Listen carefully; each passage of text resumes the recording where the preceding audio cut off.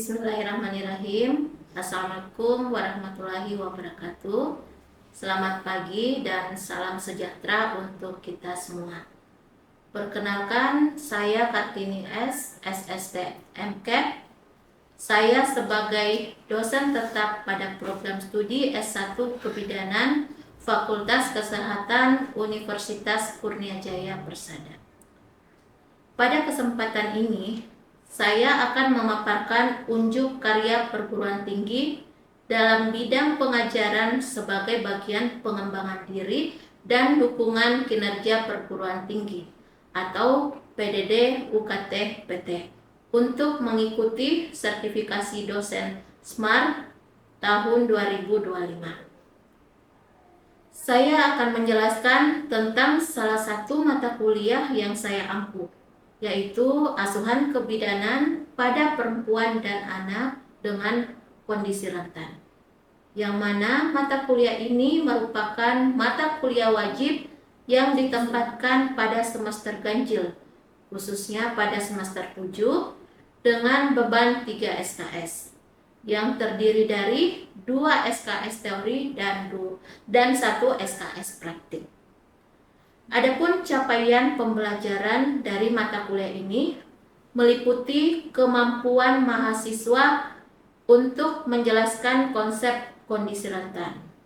Kemudian, untuk menerapkan asuhan berkebutuhan khusus pada permasalahan fisik, menerapkan asuhan pada permasalahan psikologis, menerapkan asuhan pada permasalahan geografis, menerapkan asuhan pada permasalahan ekonomi, menerapkan asuhan pada permasalahan sosial, menerapkan asuhan pada permasalahan budaya, melakukan continuity of care pada kelompok rentan, mengidentifikasi pemanfaatan inovasi promosi kesehatan, dan mengidentifikasi bentuk pemberdayaan masyarakat dalam asuhan kebidanan. Adapun deskripsi singkat dari mata kuliah asuhan kebidanan pada perempuan dan anak dengan kondisi rentan ini, yaitu membahas tentang konsep kelompok rentan serta pendekatan asuhan kebidanan yang tepat dan holistik pada perempuan dan anak dengan berbagai kerentanan. Mahasiswa akan mempelajari kebutuhan khusus yang timbul akibat permasalahan fisik, psikologis, geografis, ekonomi, sosial, dan budaya. Selain itu, mahasiswa dibekali dengan kemampuan merancang dan menerapkan asuhan berkelanjutan atau continuity of care, memanfaatkan inovasi promosi kesehatan, serta melakukan pemberdayaan masyarakat untuk mendukung kesehatan ibu dan anak dalam kelompok rentan. Mata kuliah ini mengintegrasikan antara teori dan praktik untuk membentuk bidan profesional yang sensitif terhadap keragaman dan keadilan dalam pelayanan kesehatan. Sebagai seorang dosen, merupakan suatu kewajiban untuk menjalankan tridharma perguruan tinggi, yaitu diantaranya adalah bidang pengajaran yang mengacu pada metode DIA yang merupakan singkatan dari D untuk delivery, I untuk instruction, dan A untuk assessment. Pendekatan dengan metode DIA ini akan saya jabarkan sebagai berikut, di mana untuk aspek delivery, materi pembelajaran saya susun berdasarkan capaian pembelajaran lulusan dan disampaikan dengan pendekatan yang menarik serta berbasis literatur terkini, baik itu dari buku teks ataupun dari jurnal ilmiah. Hal ini untuk memastikan bahwa mahasiswa mendapatkan pemahaman teoritis yang kuat serta relevan. Kemudian pada aspek instruction ini yang mana adanya instruksi pembelajaran yang difokuskan pada metode Student Centered Learning atau biasa kita kenal dengan SCA, di mana mahasiswa menjadi subjek aktif dalam proses belajar Sedangkan metode pembelajaran yang saya gunakan dalam aspek instruction ini ada 3. Yang pertama itu menggunakan interactive learning, di mana saya menyampaikan materi secara ceramah interaktif dan memberi ruang diskusi berdasarkan referensi yang telah dikaji oleh mahasiswa. Kemudian yang kedua dengan small group discussion. Mahasiswa dibagi ke dalam kelompok kecil untuk membahas kasus dan masalah kebidanan secara kolaboratif. Sedangkan metode yang ketiga dari instruction ini yaitu self-direct learning, yang mana mahasiswa diberi tugas mandiri seperti studi kasus dan review literatur guna membentuk tanggung jawab dan kemandirian akademik. Kemudian kita masuk pada aspek asesmen. Aspek asesmen merupakan proses penilaian yang saya lakukan untuk mengukur kemampuan mahasiswa secara objektif. Evaluasi pembelajaran dilakukan melalui beberapa komponen, yaitu pertama dari segi kehadiran dengan bobot 10%, untuk tugas dan praktikum dengan bobot 20%, ujian tengah semester atau UTS dengan bobot 30%, dan ujian akhir semester dengan bobot 40%. Kontrak kuliah dan bobot penilaian yang saya sampaikan ini secara jelas sudah saya sampaikan kepada mahasiswa pada awal perkuliahan melalui penjelasan RPS. Pada video kali ini, saya akan menampilkan proses pembelajaran di kelas dengan materi asuhan berkebutuhan khusus pada permasalahan psikologis, yang mana merupakan bagian dari mata kuliah asuhan kebidanan pada perempuan dan anak dengan kondisi rentan, dan mahasiswa akan mempelajari terkait topik identifikasi faktor penyebab masalah psikologis, termasuk risiko pada perempuan dan anak serta dampak trauma seperti KDRT, korban pemerkosaan, dan pengalaman persalinan traumatik. Perencanaan asuhan psikologis sesuai kebutuhan klien, yang mana berdasarkan pendekatan yang holistik dan berpusat pada pasien. Adapun kompetensi dasar yang ingin dicapai melalui materi ini, yaitu mahasiswa mampu menerapkan asuhan berkebutuhan khusus pada permasalahan psikologis. Untuk lebih jelasnya, mari kita simak video pembelajaran berikut ini. Selamat menyaksikan, dan saya akhiri dengan ucapan wassalamualaikum warahmatullahi wabarakatuh. Assalamualaikum warahmatullahi wabarakatuh. Waalaikumsalam. Selamat pagi, salam sejahtera untuk kita semua. Bagaimana kabar kalian hari ini? Baik. Semangat untuk mengikuti perkuliahan? Semangat. Kurang besar suaranya, kita ulang. Semangat? Semangat. Ya, kalau semangat, ada baiknya kita berdoa dulu sebelum kita memulai perkuliahan kita hari ini. Kita berdoa menurut kepercayaan dan agama keyakinan kita masing-masing. Doa dimulai. Doa selesai. Oke, jadi untuk kehadirannya hari ini ada absensi, silakan nanti diedarkan dan silakan ditandatangani oleh adik-adik sekalian.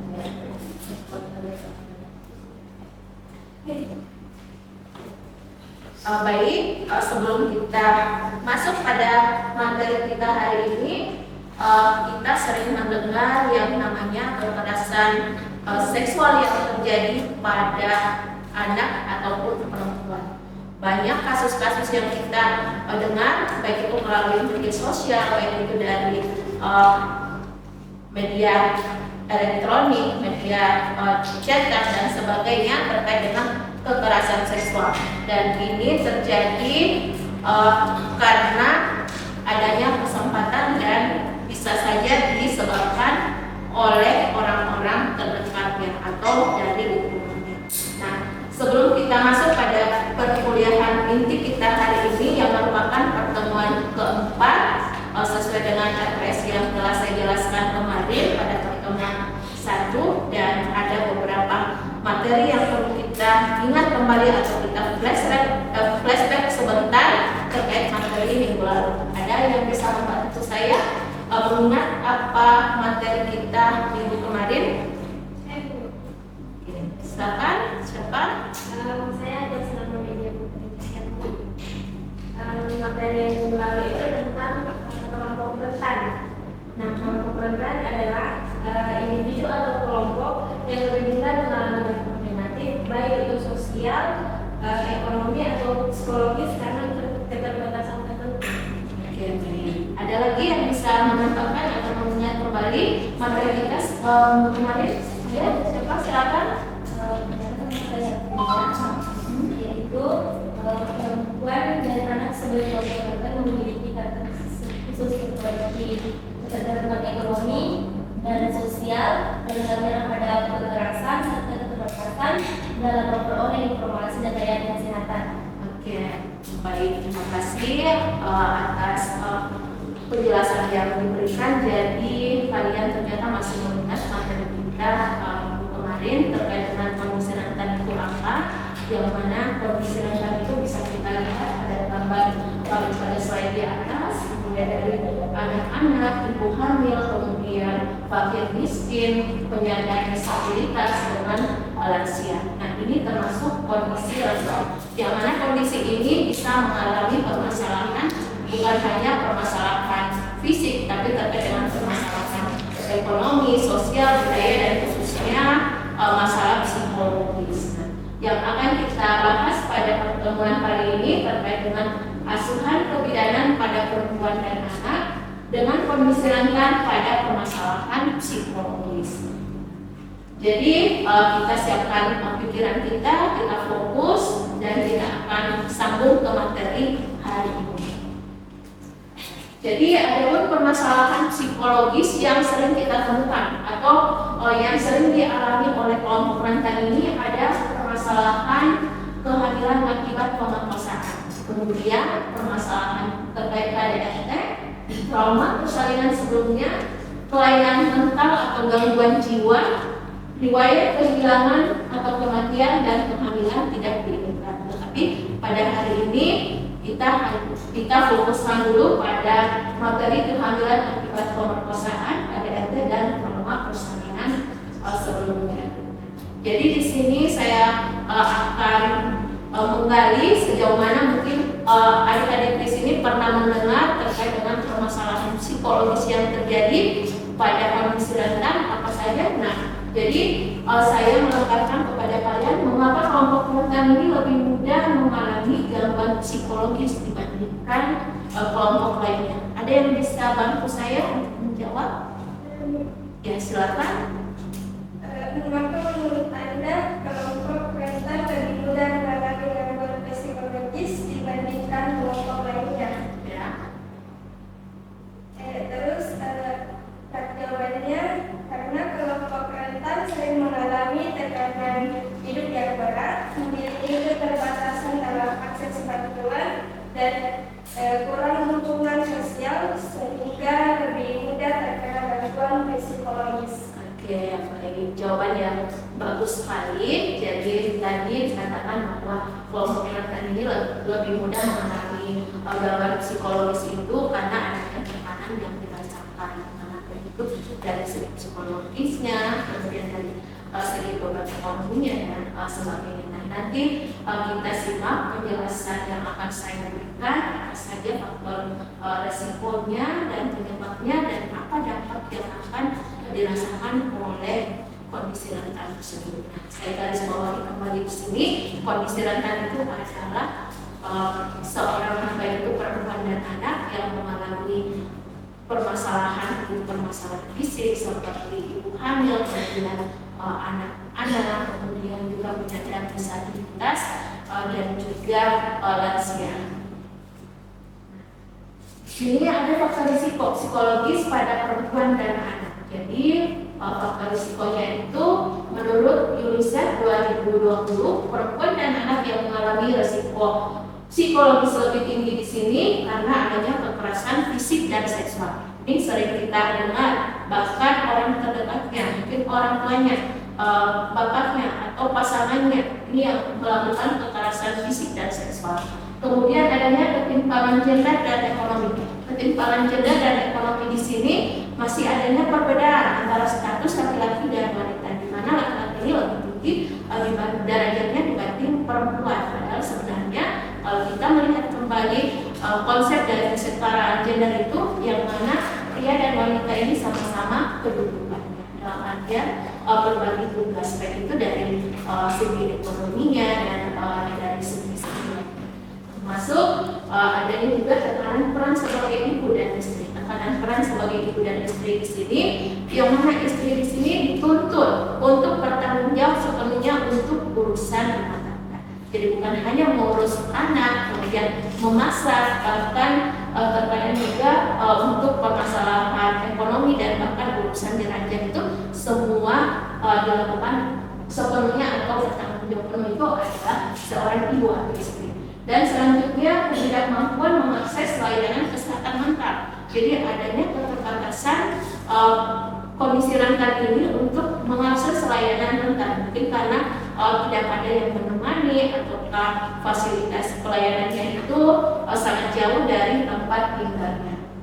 Nah, kita masuk pada poin pembahasan pertama, yang mana faktor apalagi pemerkosaan ini merupakan salah satu permasalahan psikologis yang terjadi pada kondisi rentan. Ini sangat banyak kita temukan informasi-informasi di luar sana atau banyak sumber-sumber yang bisa kita dapatkan. Ya. Jadi di sini pemerkosaan itu adalah bentuk kekerasan seksual yang melibatkan penetrasi tanpa persetujuan atau adanya pemaksaan untuk melakukan hubungan seksual. Jadi korban pemerkosaan di sini sangat berat mengalami perasaan malu, bersalah, takut, hingga gangguan psikologis berat. Ya. Jadi dari kehamilan dari pemerkosaan ini bisa mengakibatkan kehamilan akibat pemerkosaan. Kehamilan akibat pemerkosaan ini menjadi beban ganda. Jadi bukan hanya karena wanita tersebut itu misalnya jadi korban pemerkosaan karena misalkan sudah tidak perawan lagi, tetapi ini bisa juga mengakibatkan trauma seksual yang dirasakan oleh perempuan tersebut. Sehingga ketika terjadi kehamilan bisa saja terjadi stres dalam kehamilannya yang memicu dirinya ini hingga menyebabkan ada rasa untuk ingin bunuh diri. Jadi yang perlu kalian ketahui di sini, apalagi kalian seorang calon bidan di sini dan di sini masih ada yang statusnya misalkan belum berkeluarga, ya sudah berkeluarga, dan ini perlu kita jaga baik-baik dari diri kita sendiri, kemudian ke pasien kita ataukah ke usia-usia yang tergolong tadi kategori rentan.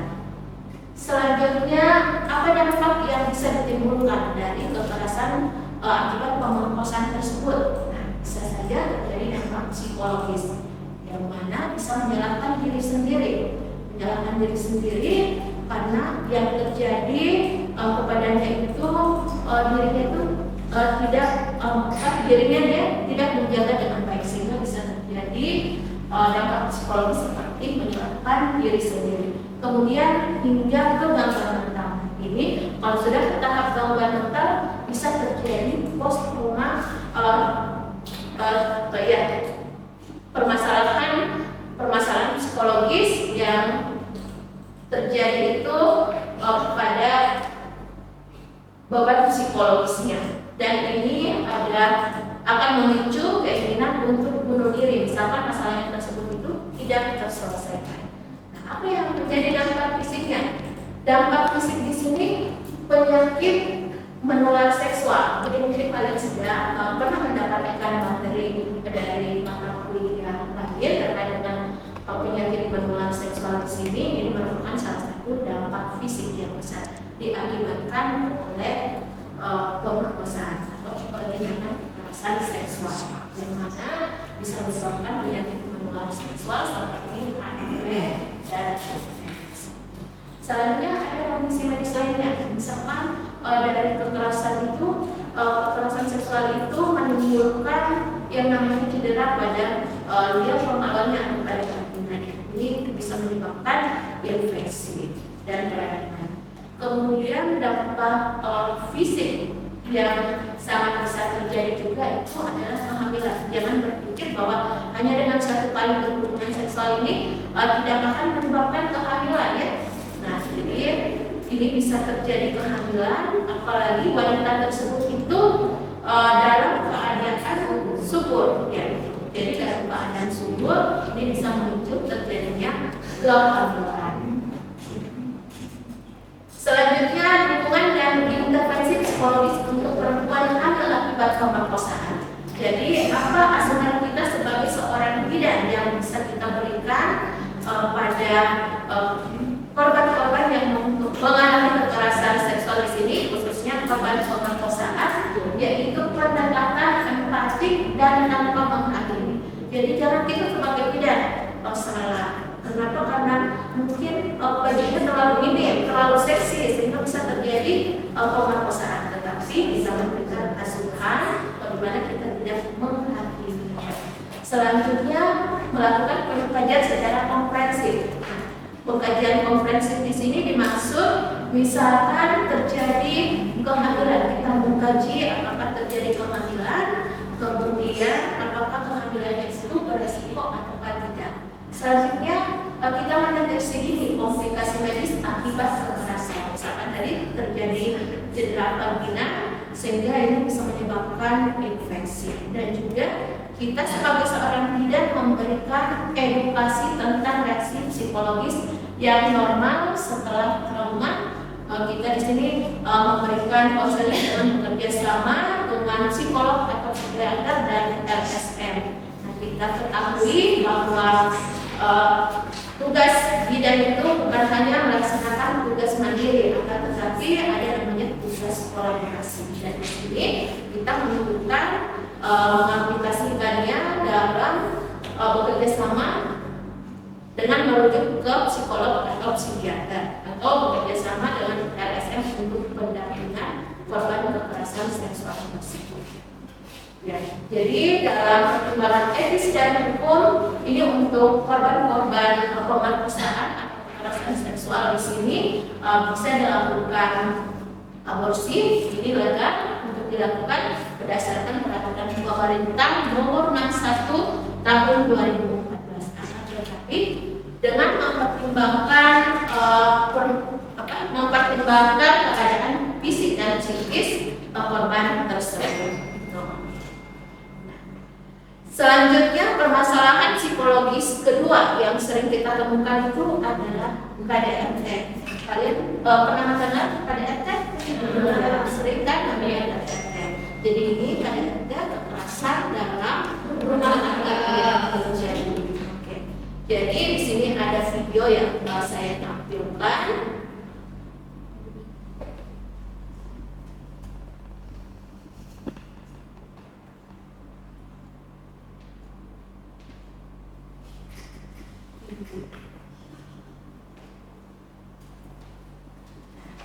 Bisa dilihat video singkat yang saya tampilkan di sini terkait KDRT.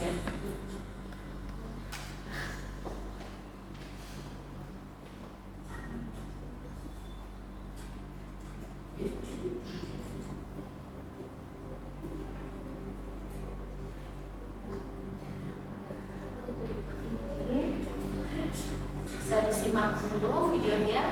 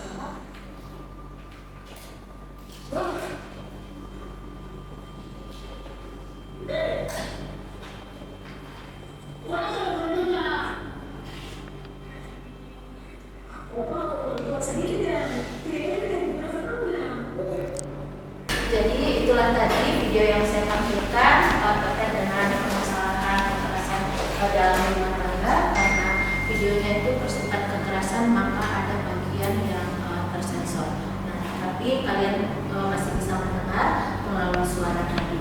Jadi dari video tersebut itu memberikan pembelajaran bahwa kekerasan dalam rumah tangga itu bisa terjadi karena adanya permasalahan ekonomi yang terjadi di keluarga tersebut, apalagi dipicu dengan suaminya yang tukang mabuk, ya. Jadi suaminya di sini tukang mabuk sehingga pulang ke rumah dan melakukan kekerasan rumah tangga karena tadi pada video itu suami itu melapar dan tidak ada makanan yang tersedia. Sebelum saya akhiri pertemuan kita hari ini, saya akan membacakan poin penting pertemuan kita hari ini, yang mana korban kekerasan dalam rumah tangga, trauma persalinan dan juga kehamilan akibat pemerkosaan ini bisa saja terjadi pada kondisi rentan, baik pada anak-anak, pada perempuan atau pada lansia. Dan ini kita harapkan bagaimana kita sebagai seorang bidan memberikan asuhan yang tepat, yang mana kita di sini memberikan konseling dengan bekerja sama dengan tim medis lainnya ataupun psikolog, konselor dan sebagainya untuk memberikan asuhan. Jadi materi kita cukup sampai di sini. Semoga apa yang saya sampaikan hari ini bisa kalian menambah wawasan kalian dalam pembelajaran